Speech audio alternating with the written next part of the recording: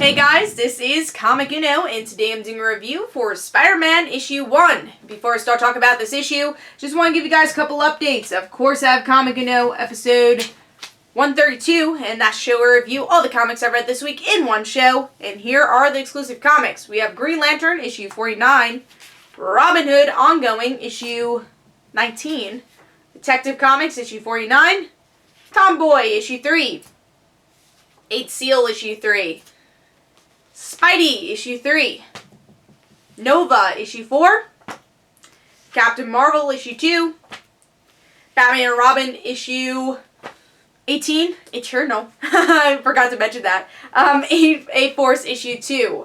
So those are all the exclusive comics for Comic Uno episode 132, if you want to go check that out.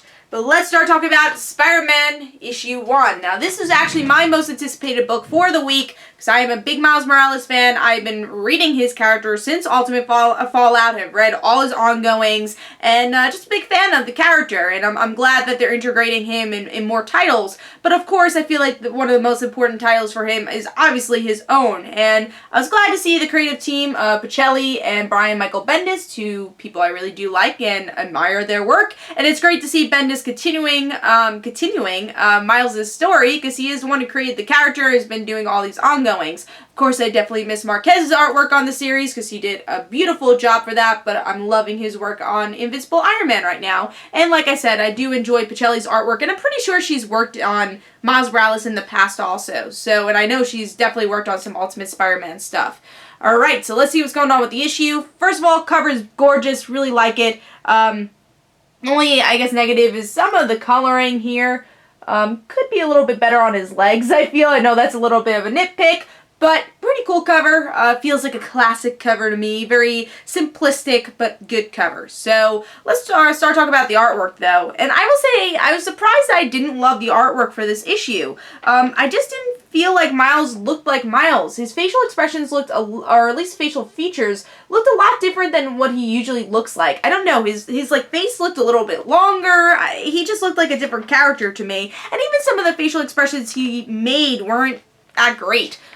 So even when he was on the phone, I just did not like the facial expressions here. But really, that was my only negative towards the issue, because I thought Gonki looked in character, and the rest of the artwork was pretty good. But it was just Miles himself did not look right to me. But the action scenes were well done, which is great. The actual Spider-Man scenes were well done, and I really do like the webbing scenes. I thought that was cool. Let me see if I could find that for you guys. So yeah, I liked how the webbing looked like in that portion of the issue.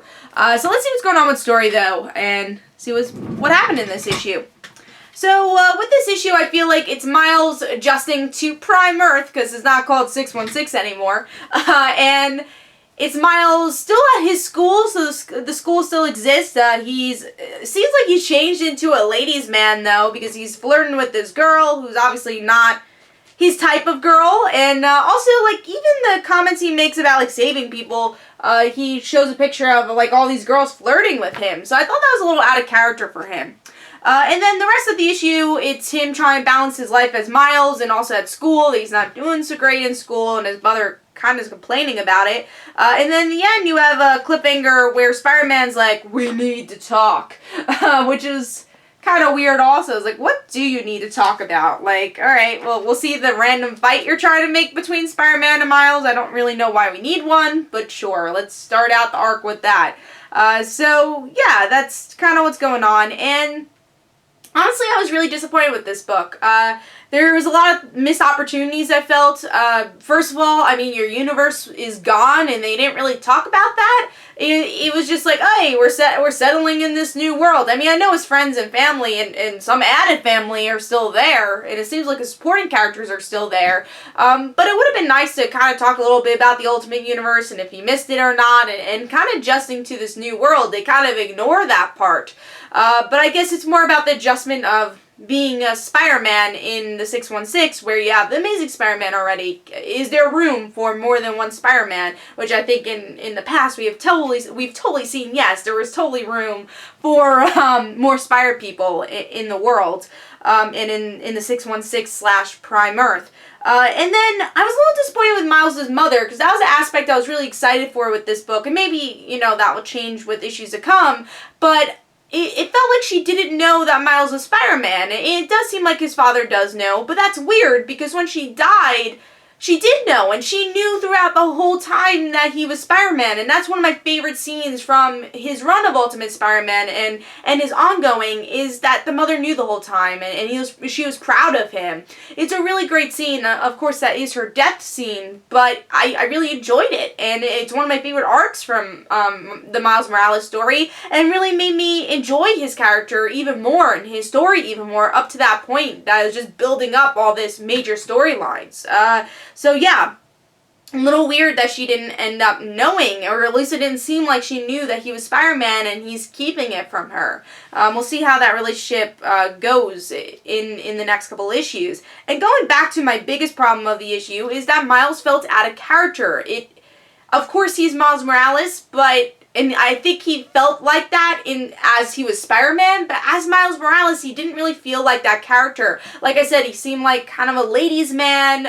Even the way he treated his parents were weird. Like, that wasn't the Miles Morales we knew a couple of months ago. So hopefully he'll stay in character, which is weird, because Brian Michael Bendis is writing this book, and he created the character, so maybe it's editorial, I don't know. But this character felt different to me, and I was actually disappointed with this issue, like I said. It's not a horrible issue, but I just expected so much more with this opening issue of Spider-Man. So Spider-Man issue 1 for me gets 3 stars. Hopefully it'll be better in the upcoming issues. Of course I'll be picking up more issues, but I was relatively disappointed with the opening of this new series. So Spider-Man issue 1 gets 3 stars. Let me know in the comments below what you thought of the issue. And guys, this was Comic Uno. Don't forget to follow me on Twitter. Don't forget to like my Facebook page. Also, description below, there's links for my comic book, Like Father, Like Daughter. And don't forget to like the Facebook page of Like Father, Like Daughter. I'll see you guys later. Bye.